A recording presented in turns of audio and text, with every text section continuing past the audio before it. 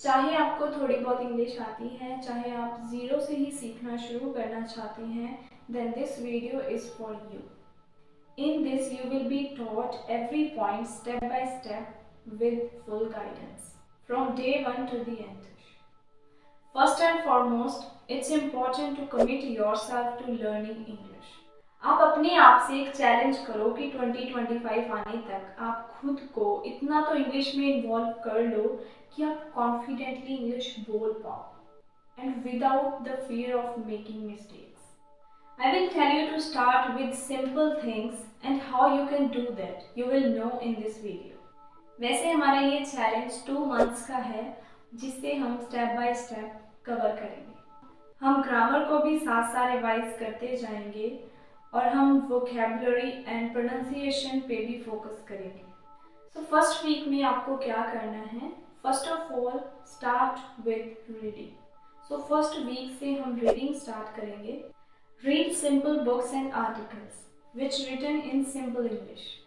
If you don't have any books to read, then you can search on Google for simple stories or ask ChatGPT.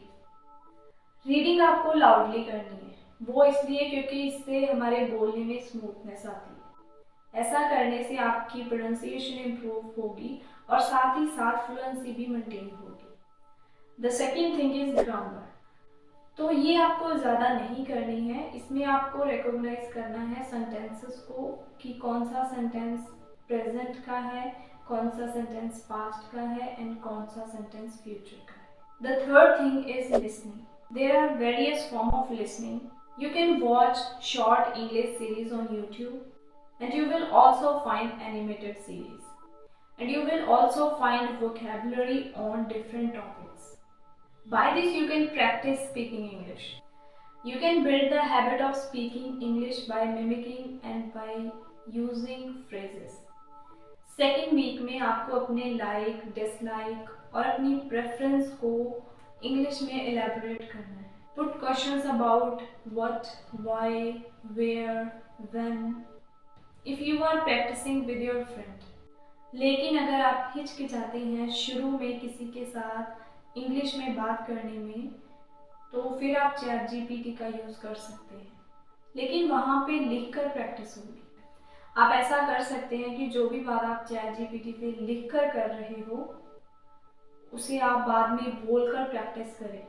Along with that you can also turn on the recording. अब हम आते हैं third week में. तो इसमें आपको reading as it is वैसे ही करते जाना है जैसे आप फर्स्ट वीक से कर रहे हो. अब आपको यहाँ पे नोटिस ये करना है कि क्या आप रिटन इंग्लिश को अंडरस्टैंड कर पा रहे हो. सिमिलरली आपको लिसनिंग में चेक करना है कि जो भी आप सुन रहे हो क्या आप उसे अंडरस्टैंड कर पा रहे हो. When you are speaking check how much you pause while speaking. Observe करो कि फर्स्ट वीक से थर्ड वीक तक कितनी स्मूथनेस आपके बोलने में आई है. On the fourth week, in this week you have to focus on speaking and listening the most. For example, listening to the conversation of two real people, like in podcast. 4 से 5 minute तक आप उन्हें सुने और फिर कोशिश करें कि जो भी बातचीत उन्होंने की है या जो भी आपको समझ आया है, try to speak for 2 minutes in your own words. The second part, give yourself a topic on which you can speak for 1 to 2 minutes, such as any places, any person, food, movie, etc. etc. Week 5th. In this week, you have to focus only on grammar. जैसे कि आपको पता है 3 tenses होते हैं, present, past and future, और उनको आगे 4 पार्ट्स में डिवाइड किया जाता है. Simple present, present continuous, present perfect and present perfect continuous. तो इसमें आपको सीखना है 3 टेंसेस के सिंपल फॉर्म को, फिर कॉन्टिन्यूस फॉर्म को. तो इसमें साथ ही हमें सिंपल मॉडल्स को भी सीखना है.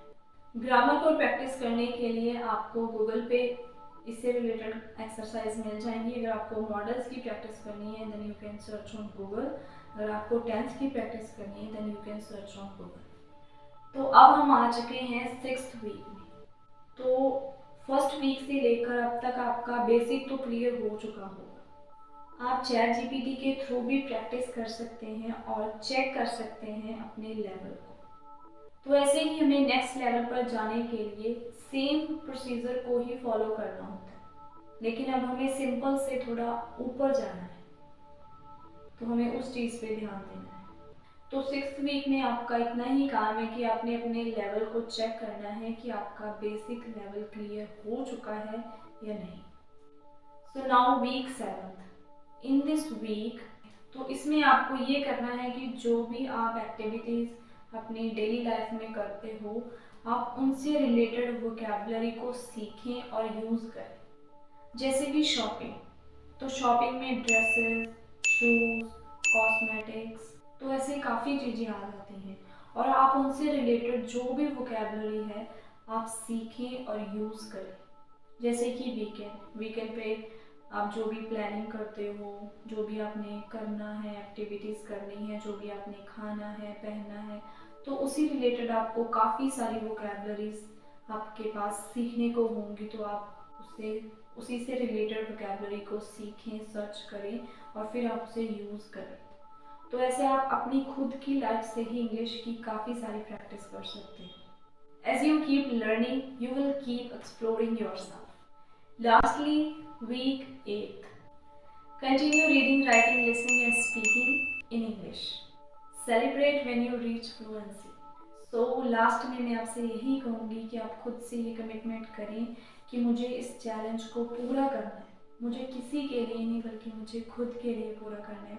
ये नहीं कि हम 2-3 महीने में पूरा परफेक्ट हो जाएंगे, लेकिन आप खुद को इतना कंफर्टेबल कर लो कि चाहे आप बेसिक ही बोल रहे हो, सिंपल इंग्लिश ही बोल रहे हो, लेकिन आप विदाउट फियर ऑफ स्पीकिंग बोल रहे हो, विदाउट हेजिटेशन बोल रहे हो। क्योंकि जब आप इस बेसिक लेवल को अच्छे से सीख जाओगे और अच्छे से आप सारे बेसिक को क्लियर करोगे, तो फिर आपको इंटरमीडिएट, एडवांस लेवल सीखने में भी कोई दिक्कत नहीं होगी। तो जब हम इसमें कॉन्फिडेंट हो जाएंगे तो आगे भी हम कॉन्फिडेंटली सीखते ही जाएंगे। So that's all for today's video.